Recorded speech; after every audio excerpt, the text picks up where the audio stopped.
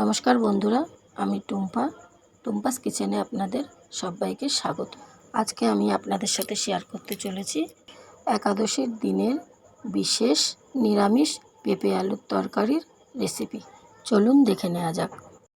রান্নাটি করার জন্য ওভেনে কড়াইটি বসিয়ে দিয়েছি। কড়াইটি গরম হয়ে গেছে।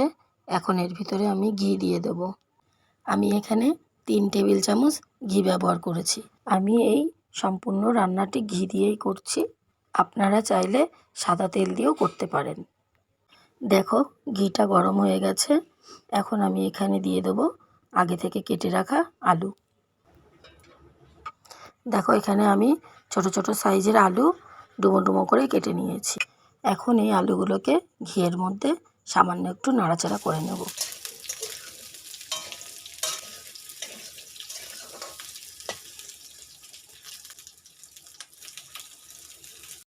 এখন এর ভিতরে দিয়ে দেব আগে থেকে কেটে রাখা পেঁপে। এখন এই পেঁপে আলুগুলোকে একসাথে ভাজতে থাকতে হবে।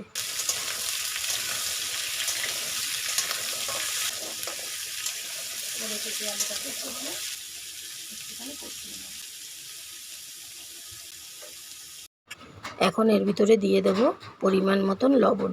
এখানে আমি 1 চা চামচ সন্দক লবণ ব্যবহার করেছি। যেহেতু এটা একাদশীর দিনের রান্না, তাই আমি এখানে সন্দক লবণ ব্যবহার করেছি। তো বন্ধুরা, যেহেতু একাদশীর দিনে পঞ্চশস্য গ্রহণ করা যায় না, তাই একাদশীর ব্রতের দিন এই পেঁপে আলুর নিরামিষ তরকারিটি বাড়িতে বানিয়ে ঠাকুরকে ভোগ দিয়ে আপনারা গ্রহণ করতে পারেন। তো নুন দিয়ে পেঁপে আলুটি কিছুক্ষণ কষিয়ে নেওয়ার পর এখন এর ভিতরে দিয়ে দেবো 1 চা চামচ গোলমরিচের গুঁড়ো। এই গোলমরিচের গুঁড়োটা দিয়ে আরও কিছুক্ষণ নাড়াচাড়া করে নিয়ে তারপর এর ভিতরে পরিমাণ মতো জল দিয়ে দেবো, যাতে পেঁপে আলুটা ভালোভাবে সেদ্ধ হয়ে যায়। জল দেওয়ার পরে ভালো করে নাড়াচাড়া করে মিশিয়ে নিয়ে ঢাকনা দিয়ে ঢাকা দিয়ে রেখে দেব সেদ্ধ হওয়ার জন্য।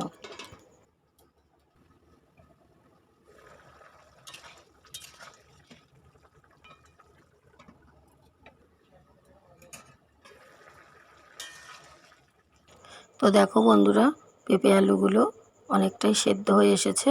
এখন হাই ফ্লেমে আরও কিছুক্ষণ রান্না করে নিতে হবে, যাতে ঝোলটা আর একটু কমে আসে। এই তরকারিটা একটু গামাখাই হয়, বেশি ঝোল করলে কিন্তু খেতে ভালো লাগবে না। তো বন্ধুরা, একাদশীর দিনে আপনারা বাড়িতে এই রেসিপিটি বানিয়ে দেখতে পারেন। আশা করি আপনাদের ভালো লাগবে। তো বন্ধুরা দেখো, তরকারিটি কিন্তু গামাখা হয়ে এসেছে। তো আমাদের রান্নাটি সম্পূর্ণ হয়ে গেছে। আজকের এই রান্নাটি আপনাদের কেমন লাগলো অবশ্যই কমেন্টে জানাবেন। ভালো লাগলে লাইক করবেন, বন্ধুদের সাথে শেয়ার করবেন। আরও এরকম নতুন নতুন রেসিপি সবার আগে পাওয়ার জন্য চ্যানেলটি অবশ্যই সাবস্ক্রাইব করে রাখবেন।